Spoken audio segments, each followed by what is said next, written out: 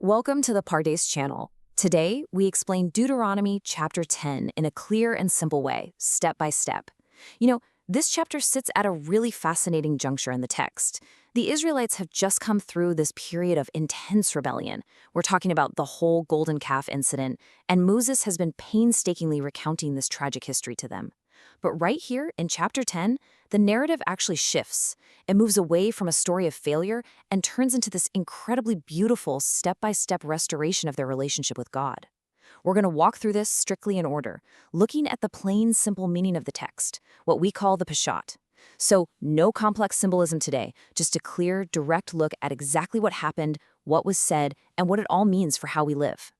Here is how we'll break down the chapter today. 1. The new stone tablets. 2. The Levites are chosen. 3. Moses intercedes for Israel. 4. What does God ask? 5. Justice and the alien. And 6. A call to faithfulness. We're going to follow this exact sequence, tracing this journey from tangible historical restoration right into some highly practical moral instruction. All right, let's jump in. Section 1, the new stone tablets, covering verses 1 through 5. Let's start with the physical restoration of the covenant. Remember that very first set of stone tablets with the 10 Commandments? They were shattered by Moses when he came down the mountain and caught the people rebelling.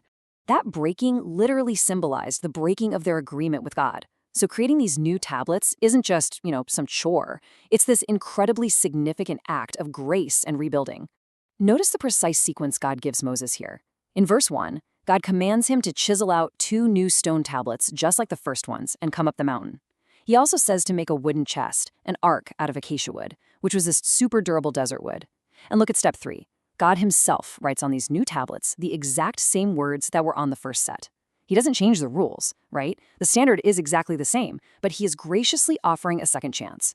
Finally, Moses comes back down and places the sacred tablets into the wooden chest he made, just like he was told. It's a very tangible, physical process of repairing what was broken. Moving right along to section 2, the Levites are chosen, looking at verses 6 through 9.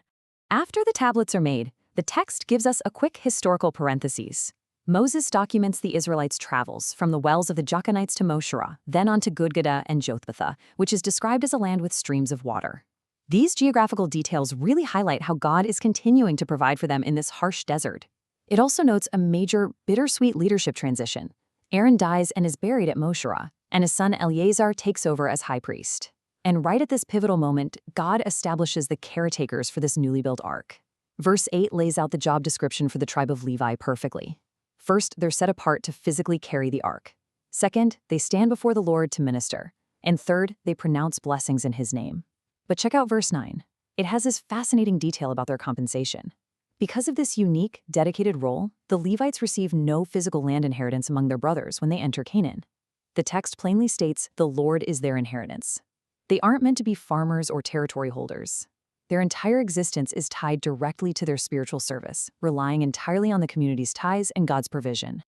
Okay, section 3, Moses intercedes for Israel. This covers verses 10 and 11. Let's see how this physical obedience builds into relational restoration. The text pulls us back to Moses' deeply personal experience on the mountain during this whole tense process. He stays up there for 40 days and 40 nights, fasting and waiting, exactly like he did the first time. In the Bible, the number 40 consistently signifies a period of intense testing or waiting. And during this incredibly high-stakes time, Moses is successfully interceding, literally pleading on behalf of the people who had just committed idolatry. Verse 10 tells us plainly that the Lord listened to Moses and chose not to destroy them. Instead of destruction, God issues this powerful command of forward momentum in verse 11. Go, lead the people on their way so that they may enter and possess the land that I swore to their fathers. The delay is officially over. Forgiveness is granted. They're finally moving past the rebellion. Which brings us to section 4. What does God ask? Verses 12 to 17. As they prepare to finally move forward and enter the promised land, the chapter pivots right here. We transition from this recap of historical events to a really profound, climactic behavioral question. Moses turns to the people to explain what all this history actually demands of them right now in their daily lives. It all builds to this single, crucial point. And now, O Israel, what does the Lord your God ask of you? After all that rebellion, after the shattered tablets were painstakingly remade, After the forgiveness and those 40 agonizing days of waiting, what exactly is the expectation moving forward? Well, Moses doesn't leave them guessing. He outlines it with 5 very specific action verbs in verses 12 and 13. He says God asks them to fear the Lord, meaning have a deep reverence and awe for his power, to walk in all his ways, actively living out their lives according to his path, to love him with genuine affection, to serve him with all their heart and soul, meaning a total, unfragmented dedication of their energy, and finally, to observe his commands and decrees. But the end of verse 13 gives us the vital why behind all these rules. Moses says God gives these commands for your own good. The laws aren't just arbitrary burdens meant to weigh them down, right? They are literally the instruction manual for a safe, prosperous life in this new land. Now, before we move on, we really have to look closely at verse 16. Moses tells the people to circumcise their hearts and do not be stiff-necked any longer. If you just read that literally, it sounds pretty weird. But in the plain English meaning of this ancient Hebrew idiom, to circumcise your heart simply means to cut away your spiritual stubbornness. Being stiff-necked is a rich agricultural metaphor. Think of a stubborn ox that just stiffens its neck muscles and utterly refuses to let the farmer guide it with a yoke. Moses is essentially saying, stop fighting back, remove those hard protective layers around your heart, put an end to your relentless stubbornness, and actually open your minds to listen to God's guidance. Moses grounds this absolute demand for an open heart in the sheer reality of who God is.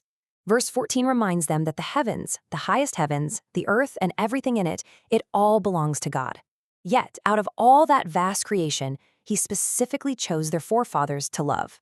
Then, in verse 17, he reminds them that the Lord is the God of gods and Lord of lords. He is the great God, mighty and awesome. But importantly, Moses adds 2 vital characteristics here that set God apart from any human ruler you might find.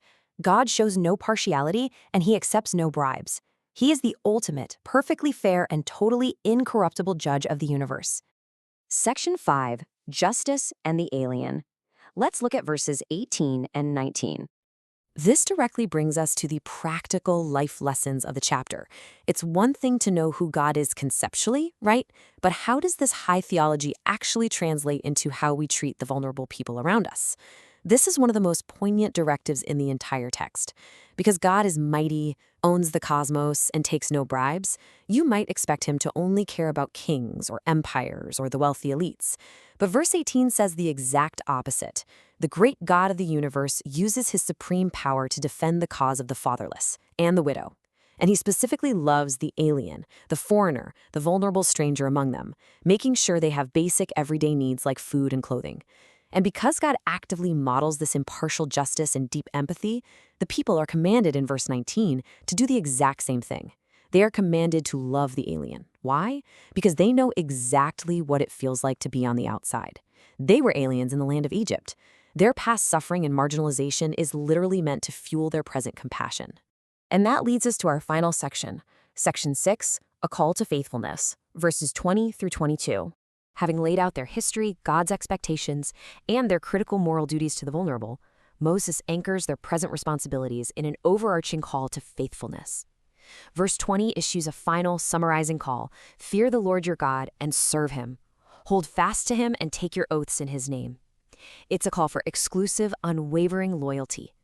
Verse 21 adds, he is your praise, he is your God, who performed for you those great and awesome wonders you saw with your own eyes. Moses is urging them here, don't just rely on some abstract philosophy or blind faith. Rely on the concrete evidence of your own lived experience. They literally saw the liberation from Egyptian slavery, the daily miraculous provision of water and food in the desert. They lived it. And this brilliantly illustrates the closing contrast in verse 22. Moses reminds them of their incredibly humble beginnings just to show how far God has brought them. Think about it. When their forefathers went down into Egypt during the famine, there were just 70 people in total. 70. But look at them now, standing right on the edge of the promised land, a massive nation.